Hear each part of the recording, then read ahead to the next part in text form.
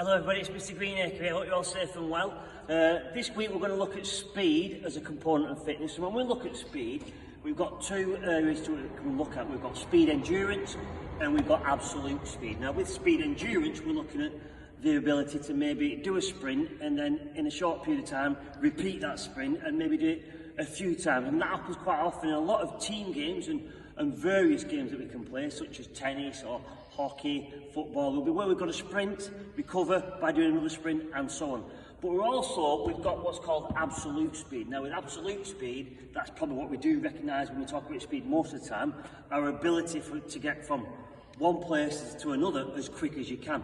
And this is what we're going to train today. We're going to try and look at your absolute speed. So when we're training with absolute speed, we probably want to look at what's called a ratio of 1 to 20. Now that might be a bit confusing for you at a minute, but I will explain what that is as we go along. What I want you to do this week is you can find any space you want, you can use any distances you want, but you can either do it on your street or on the local field, wherever you want. Just find an area and you're going to mark off with a cone a distance or bag, whatever you want to use, of where you're going to sprint from. Okay? So you will sprint that distance.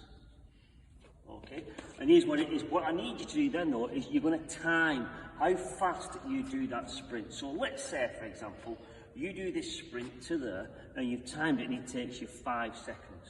Okay, if we've done it in 5 seconds, if we use our 1 to 20 ratio, that means we're going to times that time by 20. Okay, so easiest way, just double it and add a naught on. That gives us 100 seconds. So we convert that into minutes. We've got 1 minute 40. So that would mean now I would have a rest period. So I'll put that for you. Rest period of 1 minute 40.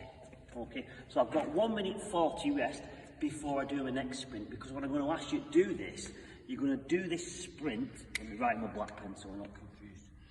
We're going to do it 4 times that sprint, that same sprint. So you'll do a sprint. If it's took you 5 seconds, you'll have a 1 minute 40 rest period, and then we'll do your next sprint, and then we'll do that 4 intervals of that. And you're probably thinking, wow, that's a long time in between every sprint. But the reason we're doing that is, remember, because we are looking at absolute speed, not speed endurance. So that means we've got to have complete recovery before we do our next sprint. So that way we can be flat out in every sprint, because that's what I'm looking for as well. When you do every sprint, it's a flat out sprint.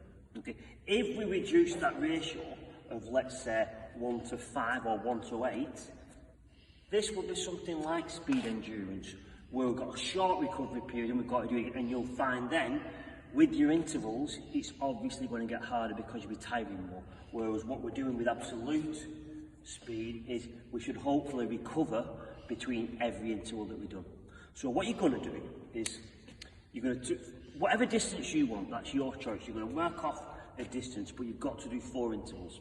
And then when you've done your 4, you're going to then mark off another distance. So you might this time do a distance which is a little bit further.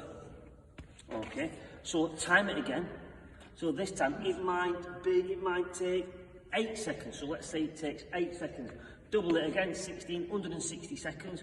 Convert that into minutes, 2 minutes 40. So 2 minutes 40 would be your rest period that time.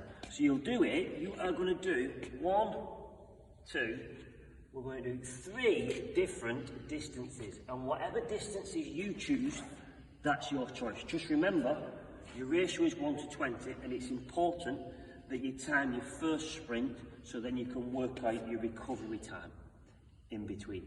Okay? Then, what you might find with this kind of exercise is you'll get what's called DOMs. Okay, let me just write DOMs on here for you. So, my pen's not that clear, let me just use this one.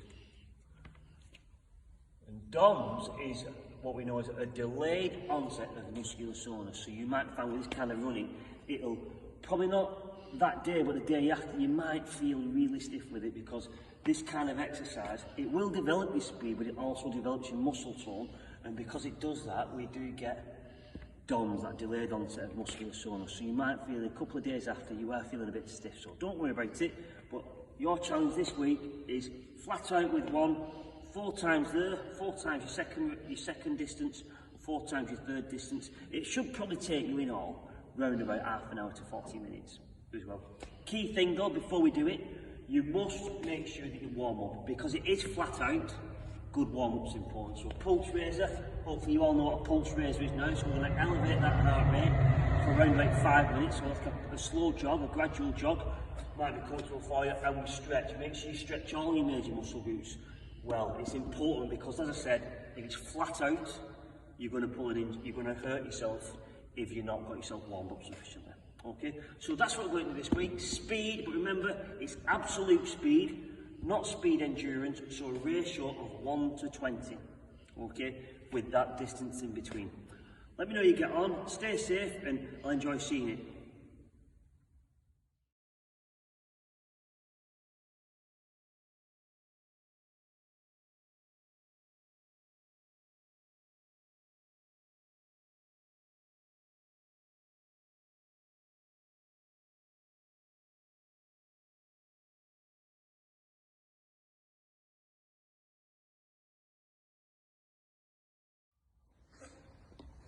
Right, so here's an example of our first interval that we're going to do. We're going to run from our white corner, pick the distance, only a short distance, go into this white corner here. Remember, we're going to do that 4 times with a 1 to 20 ratio interval in between.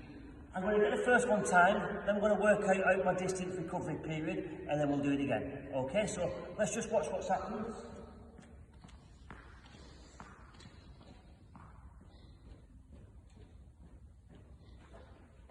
On your marks, get set, go.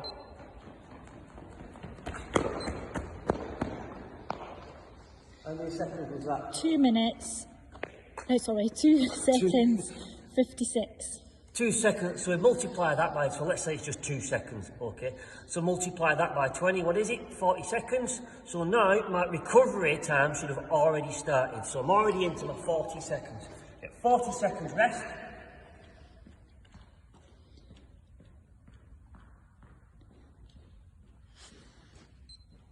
I'm going to counting down now to time. Yep. 3, 2, 1, go.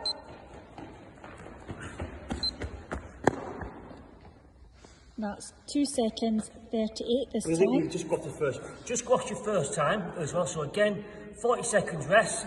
Then we do our third interval. I'll do one more interval for you. Let you see it.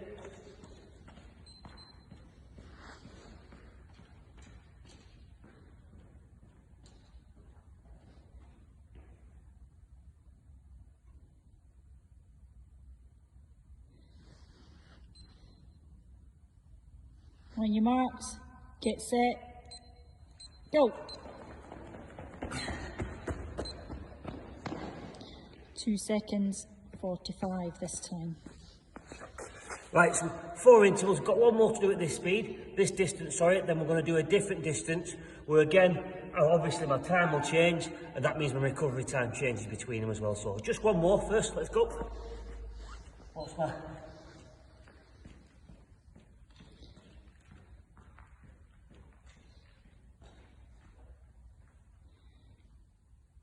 3, 2, 1, go.